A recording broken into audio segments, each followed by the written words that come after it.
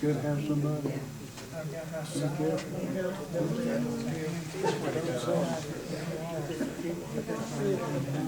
May I please have everyone's attention? May I please have everyone's attention? A meeting of the Upson Historical Society is now called to order. On behalf of the society, we want to welcome everyone to the meeting and our program.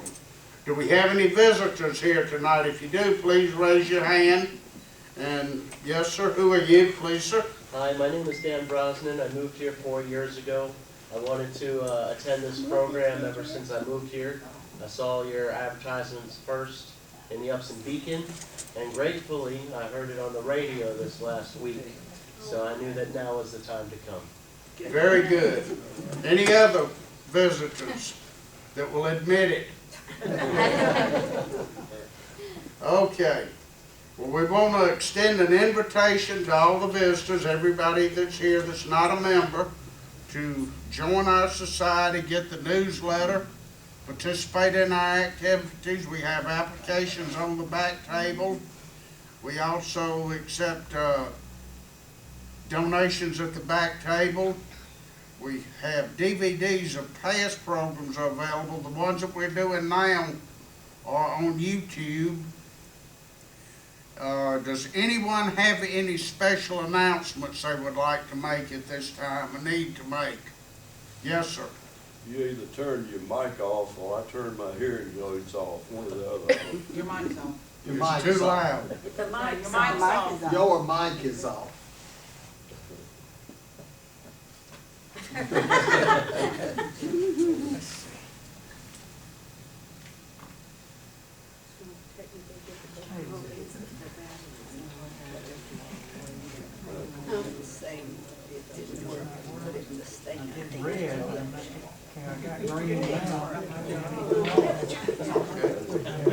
How about that?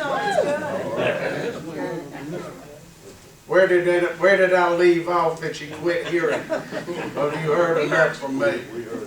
You heard enough from me, okay. Is there anything else that needs to be brought up before the program? Okay, at this time I'd like to turn the program over to Mr. Gary Self, who will introduce our speaker for tonight. I think you got the wrong Gary there. Charles Gary Hill. Thank you. Okay, y'all are hearing me, right? We are. And he's serious about the applications back there.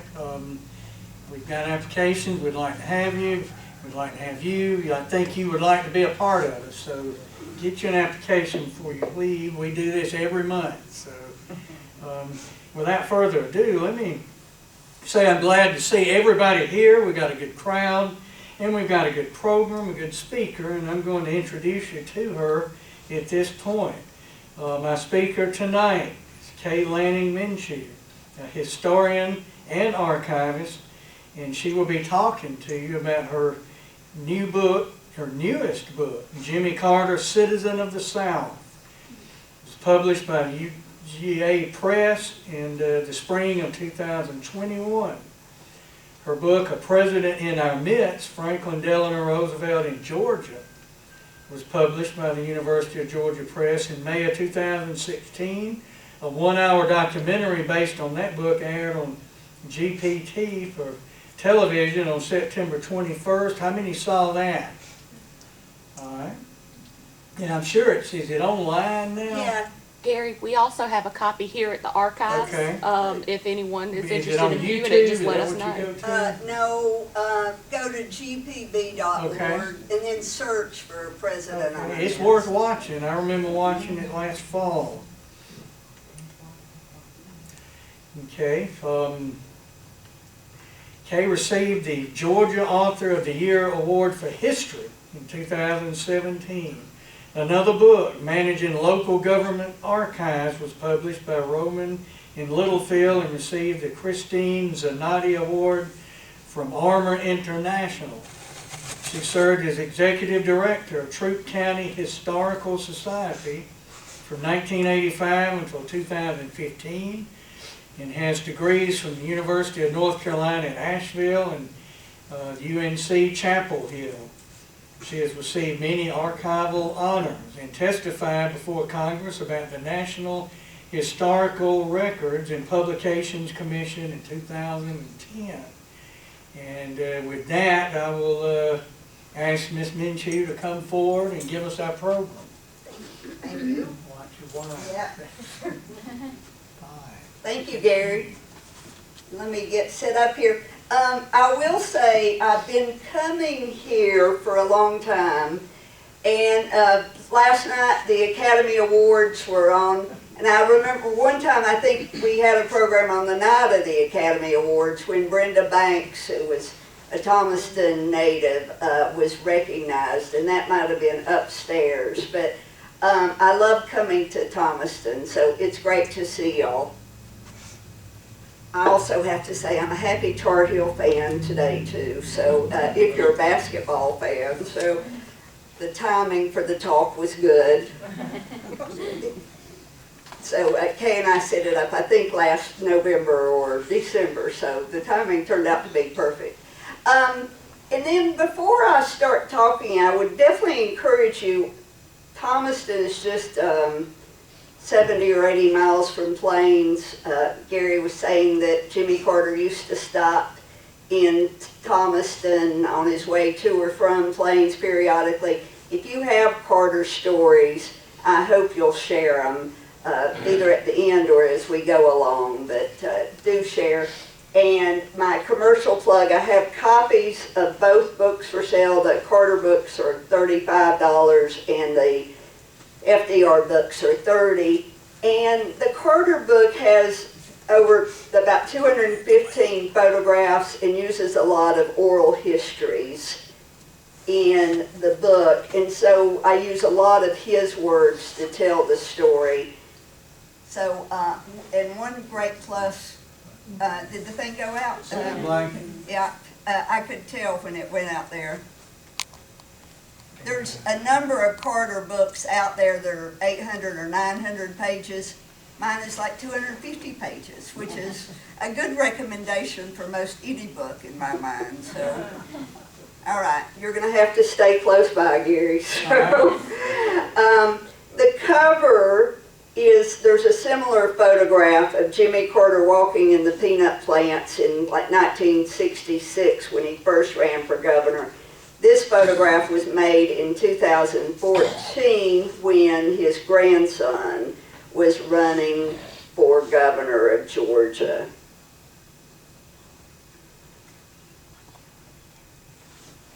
Let's see. Oh.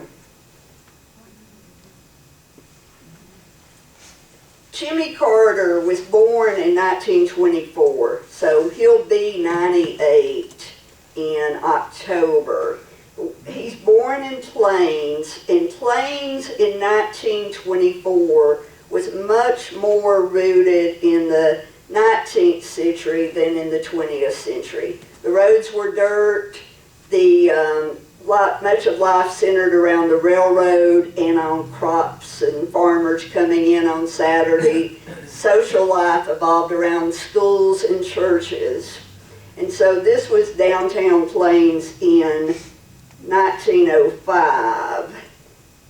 They didn't get electricity for a number of years. You see here Miss Lillian with Jimmy and one of his sisters. Jimmy's parents, even though Plains was rooted in old traditions, Jimmy's parents were fairly atypical in that his mother, Miss Lillian, worked for most of her life, worked outside of the home. So Miss Lillian was a nurse. She was trained by the Wise brothers. One of those great like Jeopardy or trivia questions to watch for is who's the first president of the United States to be born in a hospital. As unlikely as it seems, it's Jimmy Carter, because Miss Lillian by then, she had trained at Grady Hospital in Atlanta and elsewhere, but she was working for the Wise brothers, and they thought that if she gave birth in the hospital, which they ran, then she would get back to work sooner. So there's always an angle, but they also had an empty bed. So, and Miss Lillian was from the Gordy family, and which was a strong political family in Stewart and Webster counties. Here's Jimmy and his sisters with his father, Mr. Earl. Mr. Earl was somewhat more typical for Georgians at the time in that his last year of schooling was the 10th grade. Certainly at that time, not that many Georgians even finished high school or went on to college. And Mr. Earl was a farmer, but he was also an entrepreneur. He was always, especially at the farm, they manufactured and sold ketchup and various things.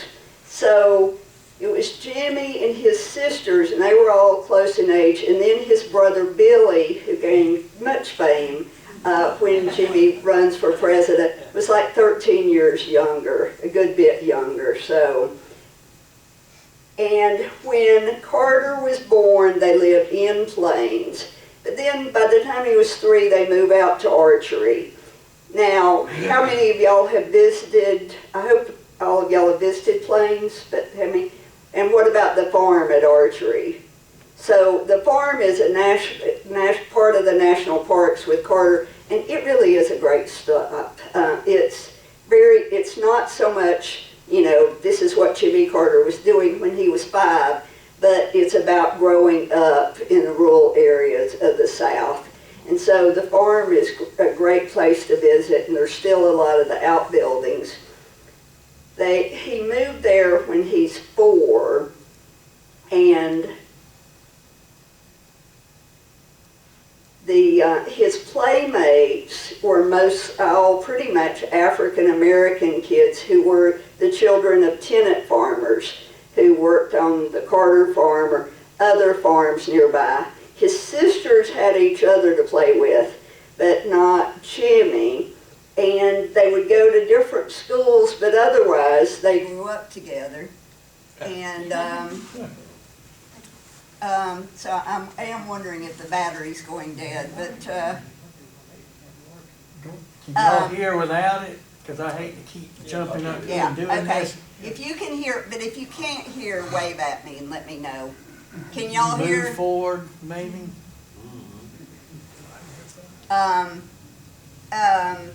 The farmhouse, one great spot in the farmhouse, if you go in, there's a table near the front door. They called the table Mother because Miss Lillian would be off on her nursing jobs, and they would leave notes for her and she would leave notes for them on the table. So, but another thing about the farm is Miss Lillian, and if you remember her from when Carter was president, you won't be surprised to learn that she was pretty liberal. And so there was an African American Methodist minister, the son who lived nearby, and his son was a bishop in the Northeast. If he came to visit, he would come in the front door. And certainly in the 1920s and 30s, that wasn't typical. Mr. Earl would usually leave out the back door, and he wasn't going to see him come in the front door, but certainly Miss Lillian welcomed him in the front door of the house. They had a windmill at the house, so that was how they got some of their electricity. But Jimmy Carter talks about in 1938 when rural electrification came to rural areas of Georgia and the U.S., that the day they got electricity was the most exciting day of his life. And this is a man who's been inaugurated president, and let alone his being married to Rosalind or when his children was born, but it was getting electricity that so changed his life. here's Jimmy with Miss Lillian and Rosalind Carter. Jimmy's known Rosalind pretty much all of her life. Miss Lillian helped deliver Rosalind. She's 3 years younger than Jimmy. They lived just a few houses apart until the Carters moved to Archery. And then after that, Rosalind is good friends with one of Jimmy's sister's best friends. And so they talk about how Jimmy graduates Plains High School after he finished the 11th grade, because that's what's required then. He goes to Georgia Southwestern for a year, then to Georgia Tech, and then goes to the Naval Academy. And his goal from the time he was 5 on was a Navy career. One of Miss Lillian's brothers had been in the Navy starting in 1931. His father, Mr. Earl, had actually been in the Army in World War I, but Jimmy wanted to go to the Navy. And so he focused early on the Naval Academy as a way to get a college education. And so at that time, you had to get the recommendation of a congressman. So the congressman recommended he get more education, and thus he goes to Georgia Southwestern in Americus, and then to Georgia Tech. And he loved Georgia Tech, so Georgia Tech was always his favorite of schools. But when he's home from the Naval Academy, he spots Rosalind. They have dates, and then she turns him down on the first proposal, and the second time they talk about that she actually fell in love with his photograph. You know, he was a dashing military man, and you can see it in this photograph in his white uniform. So they get married in 1946, and Jimmy was raised Baptist, Rosalind was raised Methodist. They got married in the Methodist church, but they've been Baptist ever since. So they get married at Plains Methodist Church, and they go off for Jimmy's career in the Navy. And they really didn't look back. In Jimmy's career in the Navy, he was on a nuclear submarine, which was very cutting edge for being in the Navy in those post-World War II years. They were in Honolulu, in New York, in Virginia, moved all around. During that time, they had their 3 sons. Their daughter Amy is born about 14 years later, so she's much younger. But in 1953, Earl runs for the Georgia Senate and gets elected, and then gets sick. And it turns out he had pancreatic cancer.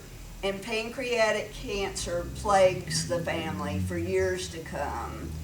So Jimmy and Rosalind and the sons come back and spend a couple of weeks with Earl before he dies.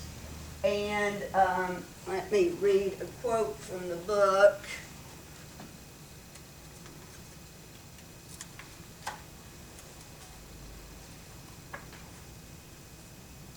So Jimmy remembers that when I first came home, my ambition in life was to have very complete involvement in the community life that my father had had. I spent a couple of weeks with my daddy just before he died, and I saw the impact that he had on Plains and the friends that he had accumulated, the responsibilities that he bore to improve other people's lives. And I thought to myself that even if I got to be chief of naval operations someday, that my life may not be as significant as my father's was in that small town. I could see my father's life in all its multifaceted aspects was more exciting, more challenging, more interesting, and had a greater promise than the one I had in the Navy. So they moved back. Rosalind was not happy with moving back to Plains. Her mother-in-law, the Carters, had moved back into town during the time that Jimmy was away. So Rosalind's mother and mother-in-law would both be close by. And she was sort of worried, would she be happy in Plains, giving up the Litz of the Navy? They move into another one of those great trivia questions about Carter is, who's the only president of the U.S. to live in public housing? And it's Jimmy Carter, because when they moved back to Plains in 1953, there was a housing shortage sort of most everywhere, and the only available places to live were brand new public housing apartments. They're just down the street from Plains Baptist Church. They were new, and so the Carters lived there for a year. That unit is now the Plains Historic Trust, but then on either side are people who are part of the public housing service. So, and it's still, the housing complex is still in use. Then the Carters move a couple of years, about a year later, and in 1960 they build their house at Woodlawn Avenue, which is the house they still live at today. They had an architect help them. The house is now sort of fenced in and gated with Secret Service protection. And they changed the house. They've closed in the garage. They've used the attic for book storage. A porch was enclosed. The garage became his woodworking shop after the presidency. But the house is valued today at like $160,000 to $180,000. And if you think about the residences of our most recent former presidents, the Obama's place in Chicago, I think, is 10 or 20 million. Who knows what Trump's place and exactly where he calls home with the hotels. But I don't think any of our other presidents have a ranch home that's valued at $160,000 or $180,000. So it sits there sort of prominently in Plains. So Jimmy comes back, and part of the reason he came back was Miss Lillian didn't want to run the peanut farms, and they also had peanut warehouses. She didn't want to run that. Jimmy's sisters were married by then, and Billy was a 16-year-old and would soon go into the Marines. So there was a couple of lean years there in the 50s, and then the peanut farm and the warehouses started doing well, and Jimmy and Rosalind got involved in community activities. One thing that he did was join the Lions Club. He ends up being president of the local Lions Club, and then is a district governor. And I'm in our Rotary Club. I don't think we ever look at our president, and I was past president of our club. We don't ever look at our presidents as, would one of these people someday be president of the U.S.? So we never had that thought, except when I'm giving this program and in jest. But so here's Carter in the 1960s. One good thing that the Lions Club did for him was once he started seeking political office, there's a Lions Club in most all towns, and so he would call on the Lions and visit, and that ends up being one of his bases for operations. So in 1962, there were some changes in Georgia's election laws, and it made it easier for an unknown person to be elected to office. And there was a court case sort of late, so there was like a 2-week period to declare that you were going to run for office, seek office, and then the election. And so Jimmy comes downstairs comes to breakfast one morning in his Sunday clothes, and Rosalind asks him if he's going to a funeral. And instead he tells her no, he thinks he's going to go declare that he's going to run for the Georgia Senate. And he says later that he's shocked, he and Rosalind seem so close, and he's shocked that he didn't talk it over with her more, and that she didn't know what he was doing. She says that she'd always expected that he was going to run for office someday, so it wasn't such a shock. But that election gets to be heavily involved with voter fraud. There's Quitman County votes. Over 300 people voted in alphabetical order, and the fact that they had been dead for a few years didn't really affect their voting. So Carter ends up finding an attorney in Atlanta, and the Atlanta Journal sort of got on the story, and he only found out that he was actually there was a runoff, and he only found out that he won the seat on the day of the swearing in 1963 for the Georgia Senate. So he serves for 2 terms in the Georgia Senate. He decides during this time that he should read every bill that's passed. If any of you have been either in the legislature or even our local city council or county commission offices, reading every word of a bill.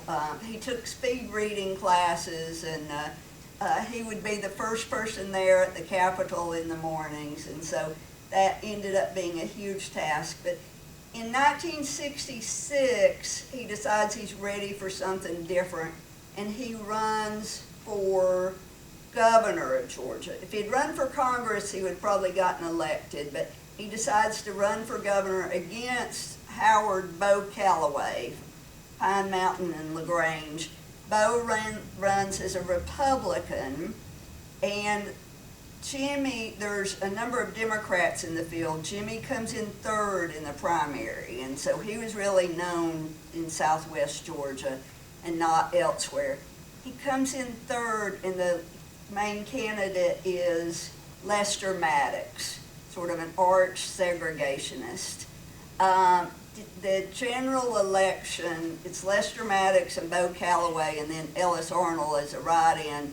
And Bo Calloway, the Republican, wins the popular vote, but it goes to the Georgia legislature, and they elect Lester Maddox as governor. And we don't elect a Republican for another about 40 years. But Jimmy Carter, after that election, gets fairly depressed. He thought the people of Georgia had not elected the best man in the race. He talks with his sister. He has one sister who's in the 70s is known largely for her being a woman riding Harley Davidsons. The other sister is an evangelist. So he has a born-again experience that doesn't really get talked about until it sort of becomes a political campaign item in 1976. But he goes off on mission trips to Texas and to Pennsylvania, and with some of his early supporters, they start planning the 1970 campaign for governor. And so in 1970, he runs against Carl Sanders. Sanders had been a fairly moderate governor earlier in the 1960s. The campaign was hot. Jimmy Carter sort of almost flirts with the segregationist vote. He invites George Wallace, who's running for president, to Georgia. He seeks out somewhat the segregationist vote. Carl Sanders is more liberal, more middle of the line, and Zell Miller, who's involved in Georgia politics for decades, calls that gubernatorial race the nastiest gubernatorial race he knew of in Georgia. And Georgia had lots of nasty gubernatorial races, so there was plenty to talk about there. But in January of 1971, Carter is sworn in as governor, and it's like an 11-minute speech. He starts by saying it's a long way from Plains to Atlanta. I realize that the test of a man is not how well he campaigned, but how effectively he meets the challenges and responsibilities of the office. And then he stuns many, those elsewhere in Georgia, by saying, at the end of the long campaign, I believe I know our people as well as anyone. I say to you, quite frankly, that the time for racial discrimination is over. We who are strong or in positions of leadership must realize that the responsibility for making correct decisions in the future is ours. So he talks about this and later tells Stuart Eisenstadt, one of his advisors, that the statement gave him, as governor of Georgia, national prominence. It was also politically courageous for somebody from the Deep South to say in 1971. It got him his first cover of Time magazine, too, with this line, "Dixie Whistle's a different tune."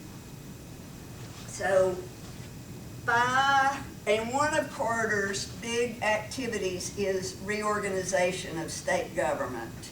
And your Historical Society president was involved in that. And he gets a good bit of fame for that.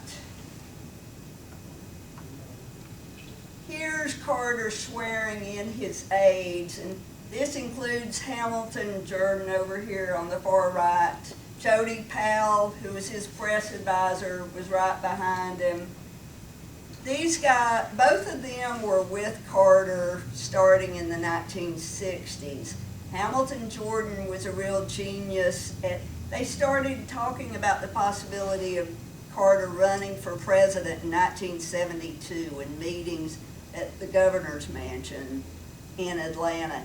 And Stuart Eisenstadt talked about the guys and said that they were not only from the South, but of it, going back for generations. So, and most of them stayed with Carter through the presidency. So in December 1974, Carter declares for president of the U.S. There's a lot of Democrats on the ticket.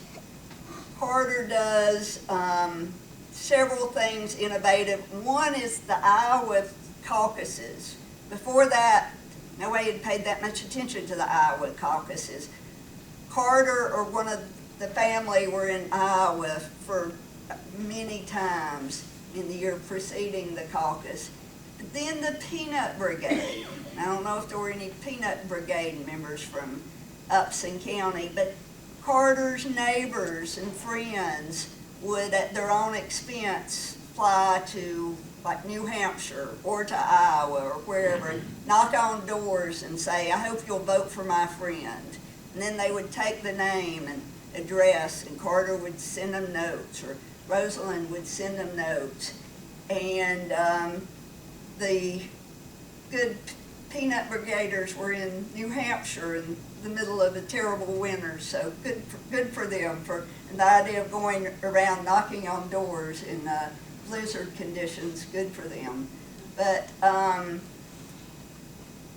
so then another thing Carter does is they enter every Democratic primary, not just the ones that they think they'll win. And that was different. Before that, people would pick the ones that they thought they were likely to win. The South is real important to Carter's victory.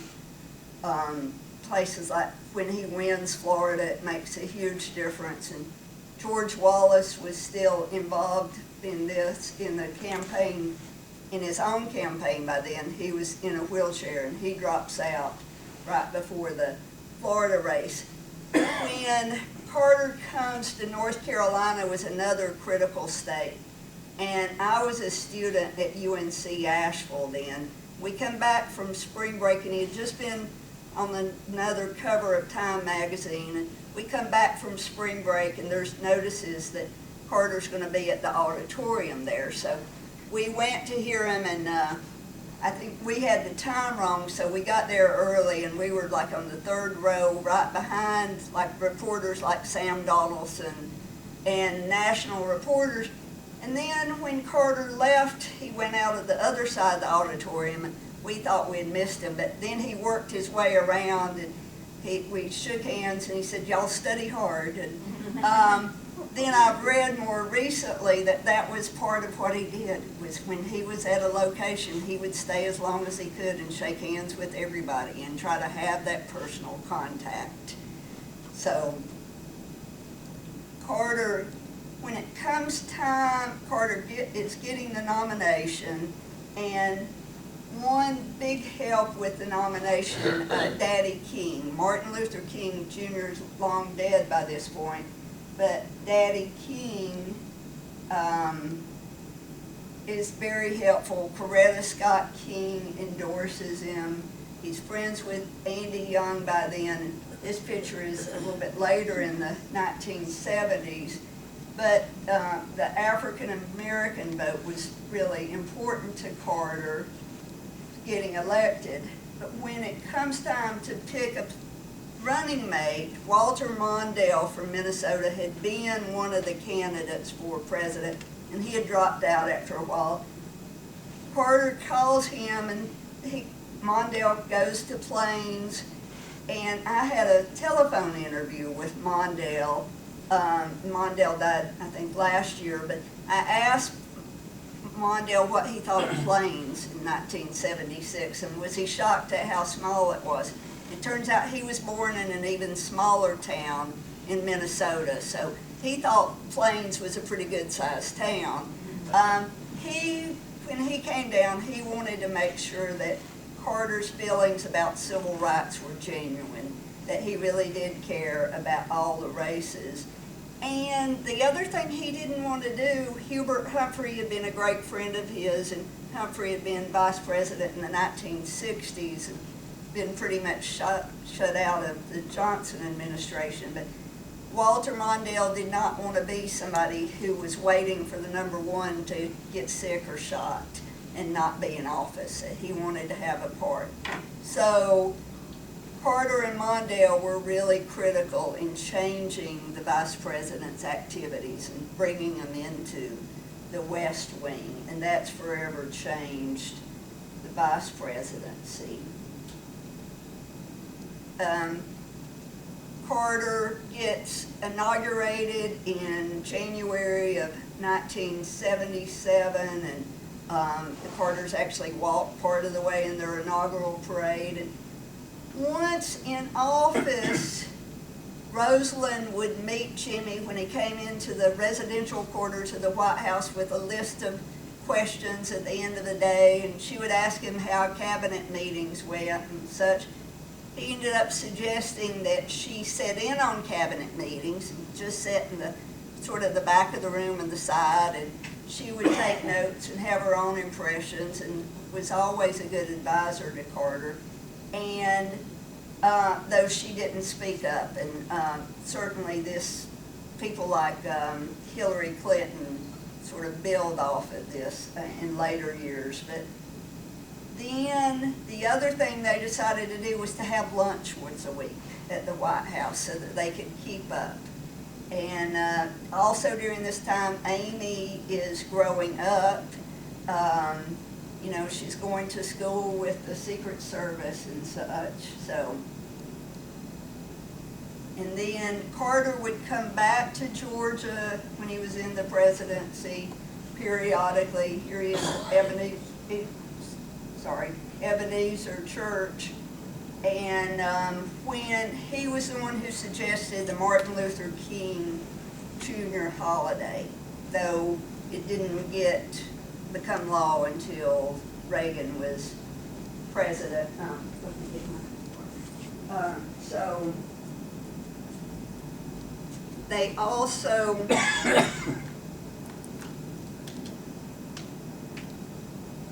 he appoints Andy Young to office, and he and Andy have remained friends for years.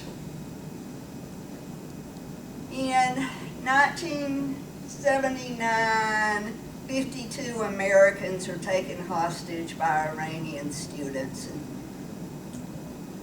the Carter and Mondale administration can never get past that. If you remember, you turned on the TV for the nightly news and it was like day 44, day 256 of the thing. Rosalind got to where any time the hostages were on TV, she was counting to make sure they were all still there and that they were all still alive. So there was a hostage rescue effort that April. That if that had worked, maybe things would have been different. But the other big thing going on was the economy. They could never get control of the economy. Inflation, double-digit inflation.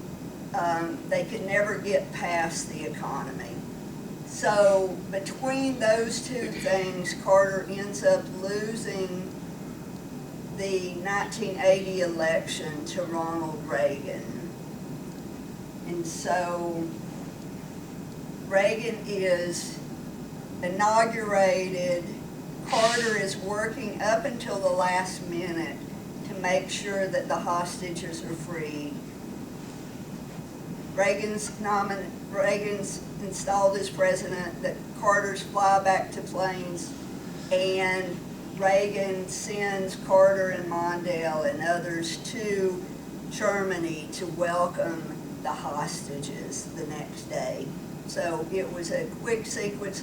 The Carter administration had a good number of successes despite the hardships. Successes included putting a couple of 100 million acres of land in Alaska as conservation land, started the energy department, got the U.S. to start focusing on its use of energy. So they were working up until the last minute. There was no lame duck sessions. And one thing that Carter was their only president who had been a farmer, but the Russians invaded Afghanistan in 1979, and in protest of that, there was a grain embargo which upset the farmers. The U.S. boycotted the 1980 Summer Olympics, and so farmers lost their support, or Carter lost their support of farmers. But they did have some successes, and when they decide to come back to what are they going to do after being president, Rosalind had trouble at first thinking, you know, would she be happy in Plains? She had had these thoughts in 1953. Would they be happy in Plains after having been in Atlanta and then in Washington, D.C.? But they come back to Plains, and Plains welcomed them with open arms. They actually had a party for him, or a gathering, covered dish dinner for him the night that he lost the election. The folks in Plains had those parties after every primary. They said it never rained, except then the night that after Reagan's inaugural, they come back and there's another gathering on the street, and it poured rain that night. So they thought it was symbolic. But the Carters had to, one, there were money issues. The farm had not done well being in the hands of trustees. They ended up selling a lot of the lands to Midland Company, and then they start writing their books. And Carter's now written like 38 books or so, and made, writing and selling books has been a good part of how they've gotten back on their feet economically. The fun thing is Rosalind's book sold more copies than Jimmy's did. So, and at least for a while, Michelle Obama's book was ahead of her husband's book. So I don't know that if it's that women write better or that women buy more books or exactly what it is. The Carters talk about, they wrote one book together, which, they've been married for more than 75 years now, But the fact that they're still married, they credit to the fact that they've never written another book together. They were writing a book about aging together as a couple, and Jimmy would write and rewrite and scribble, and he talked about Rosalind felt like her words came down from God not to be changed again, and so for a while they were only talking about the book by, I think, sending emails or communications over whatever we were having instead of emails in 1983 on the computer. So they decided then that they would not write another book together. So Rosalind's done a couple books about mental health that have been real important. Carter's one job as past president was to fund a presidential library. You know, you're the defeated president, and so it wasn't the most fun raising money for that. He decides to put it at Emory. He loves Georgia Tech, but he had great respect for Emory's president, James Laney, and Emory was a private school, so he wouldn't have to be bothered so much with the politics of the Board of Regents and such. And so they build the Carter Presidential Library there, and he has a vision, sort of a dream, that he has a Carter Center to go with it, and that's what they've done. The Carter Center was set up to sort of mediate between countries during hard political times. They've also looked at medical issues like river blindness, which they're helping to cure. So the Carter Center is going strong. His grandson Jason is now head of the Board of Trustees of the Carter Center. Habitat for Humanity is established in the 1970s in Americas. Carters get involved, they donate money, they serve on the board, but mostly 1 week a year they would give their entire week for Carter Build project. It's amazing how much publicity they've gotten from that, how much attention they've focused in the world about the need for housing. They would be, during that week, in one city or 2 or 3 cities, sometimes in 2 different countries. Here they were in LaGrange. They were also in Valdosta that same week, and in Alabama. So the homeowners would be helping build with them. There would always be a ceremony when they presented them with the Bible. So Habitat was one area where Carter's faith, Christian faith, really showed through too. And so here they are with some of the landowners. You know, they spent wedding anniversaries and various things on Habitat builds. They did the build in 2019 in Memphis. Carter fell right before it, but he showed up sort of looking ragged. And then in 20 and 21, the builds didn't happen because of COVID. The one plus since that time is since then, if you see Carter, he's got his walker. Before that, he didn't have his walker, and he fell a couple of times. 2002, Carter wins the Nobel Peace Prize.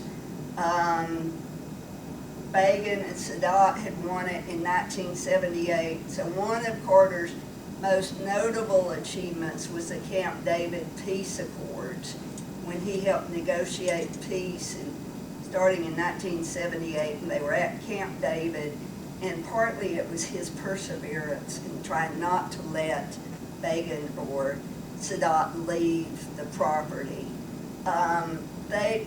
Begin and Sadat both got the Peace Prize in 1978. Carter gets it in 2002 at that ceremony, and then when he's inaugurated president, he thanked his high school principal, Miss Julia Coleman, who had told those Plains high school kids, elementary kids, that y'all can be anything you want to be, even President of the United States. So how cool that he remembers his high school principal at such times. The family doesn't really start a political dynasty the way the Bush family. For a while, there was Bushes as governors and in various offices. Jason Carter, Jimmy's grandson, was elected to the Georgia State Senate 2 terms and then ran for office in 2014 against Nathan Deal and was defeated. A couple of his sons have run for office and mostly not been successful. Jimmy has mostly stayed out of politics, though he will comment sometimes.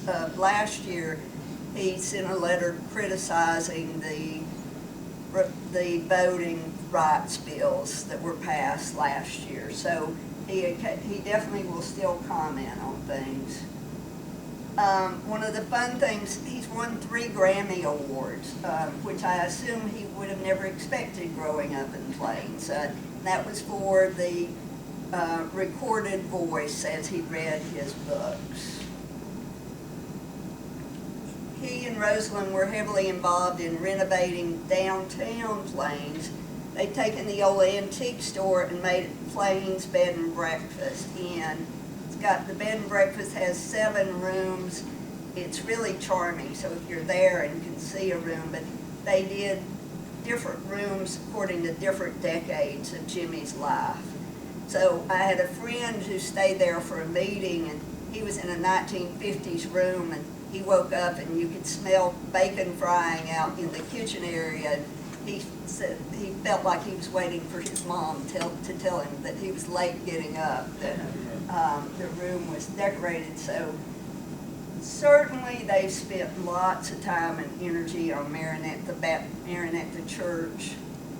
They joined the church in 1981 after leaving the presidency, and the church grew out of a split partly off of Plains Baptist and with allowing blacks to come in as members.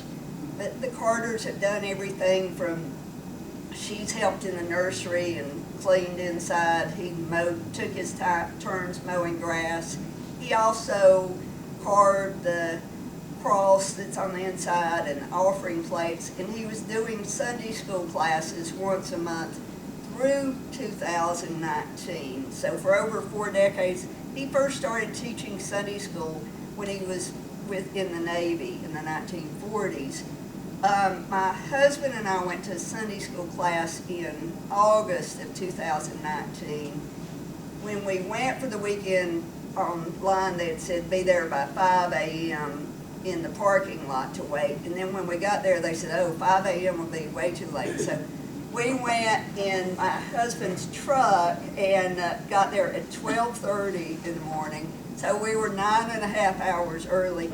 We were the first people in the overflow room, so you could probably hear my head bashing on. They split us up, and so we were set on the 2nd and 3rd rows, so it was great to see.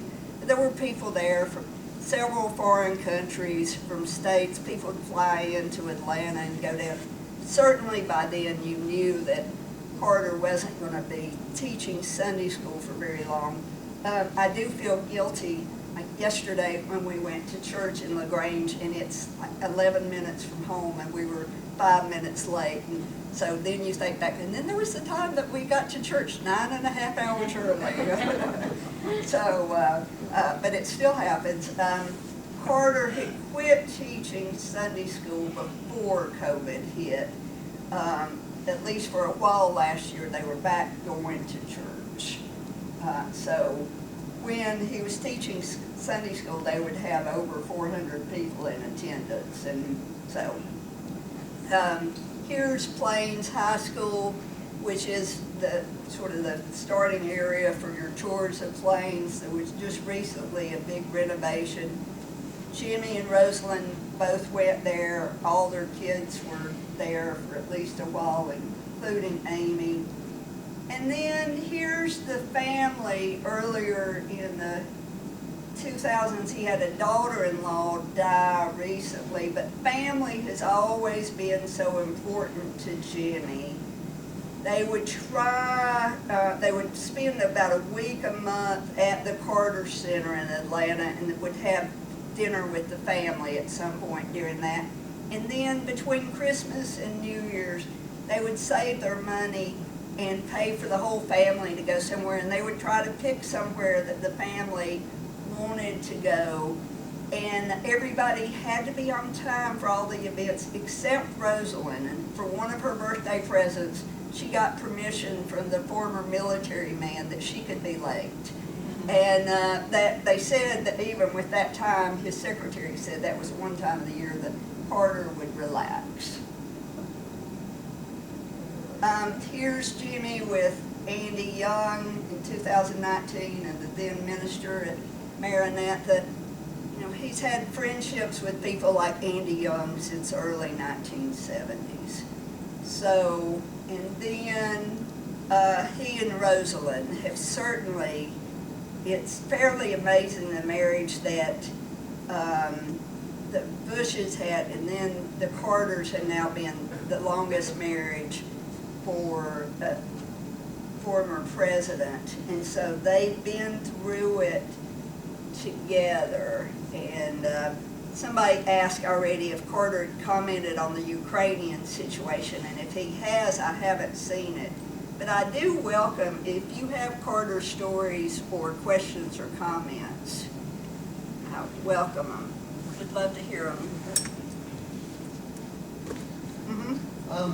There was a special about Carter, I think on public TV not too long ago, and it really made you realize we tend to, Carter is portrayed often as a weak type president, but it really was amazing. The Camp David Peace Accords probably would have never happened had he not been in the middle of it. Yeah. It's almost amazing when they gave the Nobel Peace Prizes to them that they didn't include him at the same time, because I think he gave the appearance it would not have happened. And if you hadn't had the Iran issue going on and incredible inflation, you wonder, would he have been elected again? And another thing he did, that there were times when Rosalind was probably more politically astute than he was. He used up a lot of political bargain chips with returning the Panama Canal to Panama. Rosalind would have rather he waited till his second term for that, but he felt like it was the right thing to do at the right time. There were other things he did, and being right here beside the Flint River, with the filming of Deliverance in North Georgia, which as a person who grew up in the mountains, I've always felt like Deliverance sets back our image for decades, but it made him realize that's one of the times when he gets to be so interested in conservation. So he defeats a big bill for damming up rivers, and that keeps the Flint River from being dammed up. Yeah. Maybe somebody else in here knows. Linwood, you might know, but so Jimmy Fletcher grew up in, did he grow up in Plains? Well, they were friends, they were, yeah, okay, but they were friends with the Carters. They got invited to, and Jimmy went to the Naval Academy, didn't he? Yeah. And so, so when there was prospect of a dam on the Flint, I've heard, and I may be wrong about this, that Jimmy Fletcher asked Jimmy Carter to come down, and they floated the Flint, which the Fletchers like to do. As a result of that, one way or another, Jimmy Carter was against the dam that was supposed to be here. Then when he goes to the Iowa caucus, the press, looking for something to gin up Carter, gives him a sort of this, well, he's for ecology and the environment, he's a dam stopper. And so there used to be, you know, I've heard that, you know, there is a connection between Thomaston and this whole ecology thing, and then Iowa caucus and all that. And I think that's likely true, because one, the Flint River continues on down towards Plains, but he talks about going out on the Flint River and realizing what a shame it would be to dam up. By that point, the Chattahoochee River has just been dammed up in West Georgia, and that to dam up such a long-running river, so I suspect that's true. One of the more interesting things I ever heard Carter say, he was on TV one time in an interview and he was talking about his mother. And he said that right after he got elected president, reporters were talking to Miss Lillian. And one of them actually, he said, Miss Carter, aren't you really proud of your son now? And she said, which one? And he said that really had an impression on him. It gave him some humility, because there he was, fixing to be president of the United States. His brother ran a gas station. To Miss Lillian, they were equal. And I didn't talk much about Billy, but certainly you could do a whole program about Billy. Billy, I think, actually suffered in the long run from, for a while there, he was running his gas station and selling beer. He ended up drying out after that. Billy ran for mayor of Plains, and the man who defeated him by just a handful of votes said he had no idea that Billy was an alcoholic until he saw him one day when he hadn't been drinking, and that's no record. But he was on Hee Haw and such. It's interesting about Billy. He had 6 children. I think how much the children love him and loved him and were so dedicated to him. But Billy and maybe both sisters die in the 1980s from pancreatic cancer, which is what their father died from. Miss Lillian gets bone cancer and breast cancer and dies in the 1980s. So then Jimmy gets cancer about 5 or 6 years ago, but got real cutting edge treatment at Emory and is still doing good. But his family members, and Miss Lillian was such a great one and fascinating in so many different ways. So, the other thing she's reported to have said that when Carter said he was running for president, they asked, what do you think of Jimmy running? And she said, Jimmy who? So. How long have they been married? It was 46, so it was 75 years last year. It'll be 76 years this year. So. You mentioned his submarine service. I was in the spring and summer of '59. Mm-hmm. I was in Navy nuclear power school with Jimmy Carter. Oh.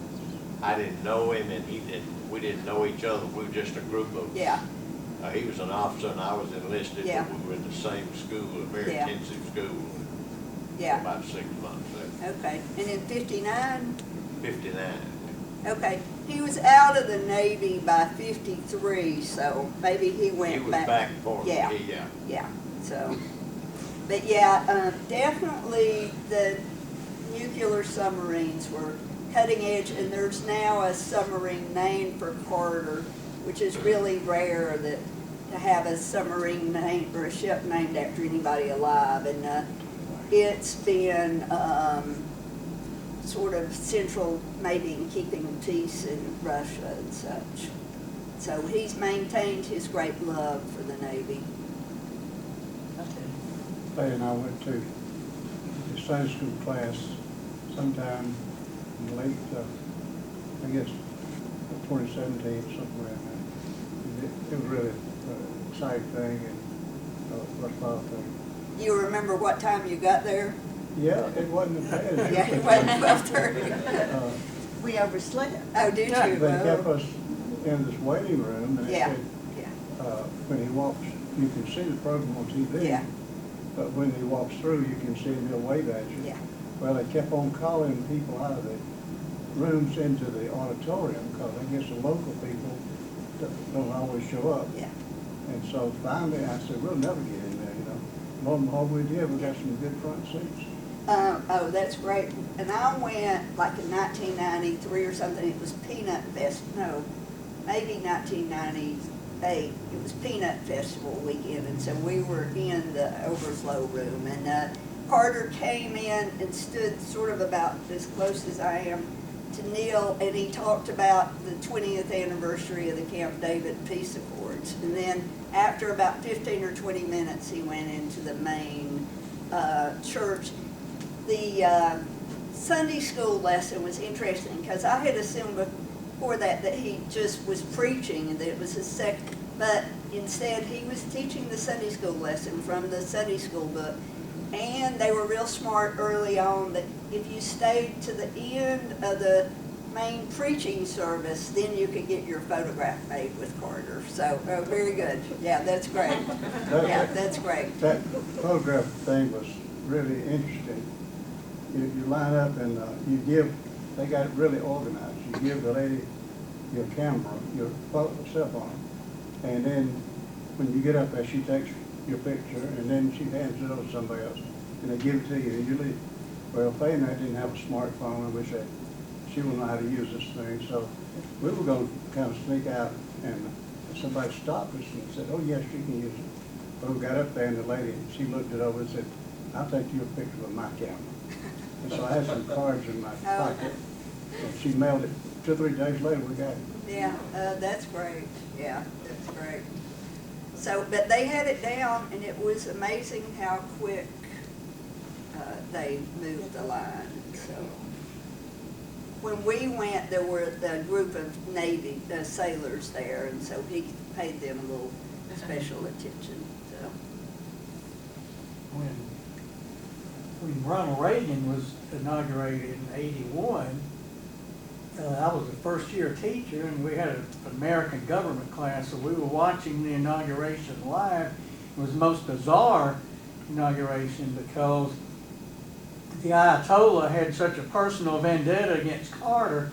He waited until like 1 or 2 minutes after Reagan had said, "So help me God," and became president, and they had a double screen on the TV, and you saw that jet go down the runway and take off from Iran, so that technically Carter wouldn't get credit for the hostages being freed on his watch. I never will forget that. and that Carter and Mondale and folks were working up until the last minute to make sure that it really happened, because they were afraid that the Ayatollah or somebody would cancel what they've said at the last minute. So they were working, and finally Rosalind told them, you gotta go take a shower and get in your suit. So. I got a personal experience to show how compassionate he was. This has got to be about 1985, because I had 2 sons born in 82 and 84, and they used to eat at the Golden Corral. Jimmy and his entourage. I don't know how many Secret Service men there were, but there were 3 or 4, and my wife and I, well, one baby was in a tote box, a tote seat. Well, the other one, he was 3 or 4 years old. I don't know exactly when it was. But Jimmy and this group was in line. We come in the door and we in line. Well, Billy just runs up there right underneath Jimmy and pushes his tray out of his hand. Now, we hadn't got up to the food yet. We were just in line to order. He pushes his tray up. Well, a Secret Service guy grabs him. And you can tell they were Secret Service. They had on dark suits and they had the hearing aids and all that good stuff. But he grabs him. So Jimmy said, whoa, whoa, whoa, this boy's just hungry. Put him right here. And then he said, get his daddy to come on up here with him. So I shook his hand and, I appreciated it. We didn't mean to hurt you. He said, oh, he didn't hurt me. He's fine. And we were right there with him as we went through the line. And the mayor wouldn't go. She stayed back there with the baby. Now, was that here in Thomaston? Right out. Used to be Golden Corral at North Town. Yeah. Fun. Fun. And he was famous for doing that, like on Delta flights, he would go around shaking hands with everybody. 75 or 6 on a Delta flight, coming courtesy of Thomas DeMille, coming home from New York, I guess. He went through and shook hands with everybody. I think that probably was when he was running or something. But he continued to do that for years, so yeah, he continued. So, and there was 3 or 4 years ago at least, they stopped at a Chick-fil-A in Columbus, and so now you've got Facebook. So if you'd had Facebook at 86, your son would have. So, yeah. It is fun, those sort of close encounters. In 1978 or something, we went, my sister and brother-in-law and brother and I went to New York City, and it was the first time that I'd ever flown and the first time to see New York City. And I remember buying postcard stamps at the post office, and the guy asked it if we were from Georgia, and it's like, you know, it was a southern accent, but it was like, and so it's like eventually I got there, but there was definitely a charm to being from the South and being from Georgia there for a while. So, okay, well, I do have copies of the book for sale. It really is great to see all of you.